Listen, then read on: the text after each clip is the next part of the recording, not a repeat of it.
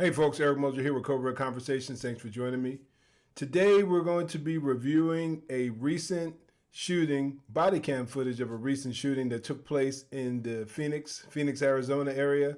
Before we jump into it, make sure you hit the like and subscribe button and also hit that notification bell so you never miss out on any of my newer content. And feel free to share my videos. Let's go. I'll let the video play out and I'll pause it here and there to offer some of my comments. Back it up a little bit. Corin speaking. How may I help you? Hello. My name is, and there is somebody on my doorstep, and they will not leave. I don't know. As North 27th Avenue. Yeah, he's my ex-boyfriend, and he's not supposed to be here. I kicked him out 2 or 3 weeks ago. His name is Jordan Crawford. Like I said. So it sounds like there's some potential domestic issues going on here. That can never be good because domestics are some of the more dangerous situations that officers are involved in because of the heightened level of emotion that is usually involved. I kicked him out several weeks ago. I told him not to come back, and he has. And he's out there causing me a lot of problems. I don't want to be kicked out of my apartment. And you're waiting in your apartment for officers, correct? Yes. I'm not going out there. He's been violent with me before. I do have to call in for officers to go out there, okay? All right. Thank you very much, officer. 22 3 14. We're out the complaint. Is he still out there? Who's she? He. Jordan. Who's he? His name is Jordan Crawford. Why is he not supposed to be here, man? He doesn't live here. He's my ex-boyfriend, and Okay. he's not supposed to be here. I threw him out about 2 weeks ago, 3 weeks ago, and I told him not to come back. Well, he called and he didn't have a place to sleep, so I let him sleep. I said, you have to leave in the morning, and he won't leave. He will not. Now, she said he's been violent in the past. She kicked him out 2 weeks ago. He called, said he didn't have a place to stay, so she let him stay overnight. Mistake. You don't do that. If you have that track, ladies, even gentlemen, but ladies primarily, if they are being violent with you, I respect wanting to work things out. I really do. And I'm not saying that you should automatically end it in every situation. But if they're demonstrating the ability to be violent with you, and there's been an ongoing track record, the odds are pretty high that things won't get better.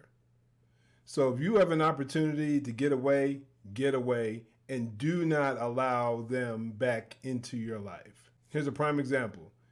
He doesn't want to leave. He used the old sob story more than likely. I don't have anywhere to go. Well, that's your own fault. If you were acting right, you wouldn't have to worry about having been kicked out. But let's let the video play. Not leaving. This is what the problem was last time. I will never let him in my house again, ever. Ever. Don't do it. No, but he's not. I mean, He's he not can't be in your house, but No.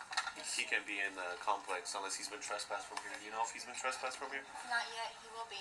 He was down at the neighbor's house. They called me. I don't know which neighbor because I don't know any of my neighbors. Okay. But he's been out here since. And he's your ex-boyfriend? Have you thought about obtaining an order of protection? Another one? Yeah.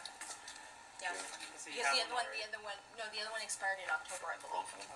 So it's not. Now, I know going the route of getting a protective order is a headache oftentimes, and a lot of people sometimes wonder what good does a piece of paper do. It actually empowers the officer. It just acts as a barrier. Even though it's simply a piece of paper, it acts as a barrier and offers you some protection. So when the officer arrives on the scene, he has more authority, he has more power to arrest him and get him out of the area. That would be But he currently has a warrant. I do know that. Hey, Jordan! So what do we have here? We have a violent, if everything she's saying is legit, you have an ex-boyfriend who has a history of violence, has a warrant, that she had a prior protective order against, Yeah, it's building up. This can easily get ugly. This is a formula for things to go bad. Hey, what's behind your back, dude? You have a gun? Don't do that.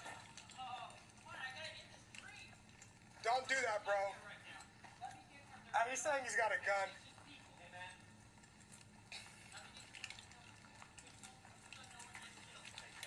Hey, don't do that, bro.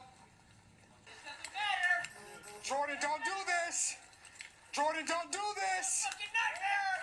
Jordan, don't do this. Jordan, show us your hands right now, brother. Show me your hands right now, brother.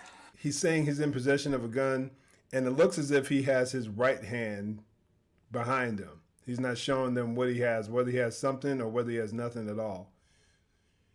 This looks like a clear example of suicide by cops, someone who wants to die. I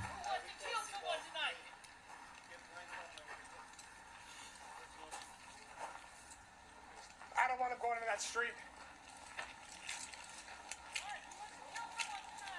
Jordan, we don't want to kill you, dude. Vehicle traffic stopped just missing Crawford as he crossed the street. Officers were able to contain him as he reached the east sidewalk. Once he got to the sidewalk, Crawford stopped and leaned forward and began to yell with his hand behind his back. They're trying to contain him to the best of their ability. He's walking. This is what a lot of people don't see. People who are so quick to be critical of police officers when they shoot someone. It's because they don't understand, they don't hear the verbal exchange that takes place. They're asking them not to do this. They're pleading with the guy to comply, but he is not. And him walking is potentially putting other citizens at risk. So if he doesn't start to comply, eventually this will lead to a situation where the officers are forced to use deadly force on him. I make these videos because I want people to truly be able to understand how quickly things can escalate and the situations that officers are often put in and how difficult and challenging they truly are. He swiftly pulled his hand out from his back, and the officers reacted to the threat. Here's one of the body-worn camera videos from the shooting. It's all just a part of my dream. Stop right there. Jordan, stop it right now, brother. No. Stop. Okay, who's gonna kill someone tonight? Stop. You decide! Stop. You decide! You decide! Jordan. 5! 4! Ridiculous. Bryce, stand back. Jordan.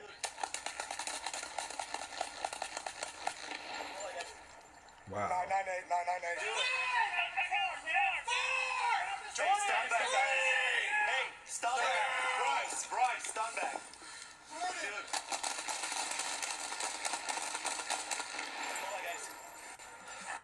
Wow. And I just want to offer some additional commentary here. Now, there are going to be some people who say, well, why did they shoot him so many times? Well, you have adrenaline in a potentially life or death situation. And how many seconds did it take for them to fire? Let me back it up a little bit here. From when he pulls out his arm and when they're firing, let's see how long it takes. If hopefully I can follow along here.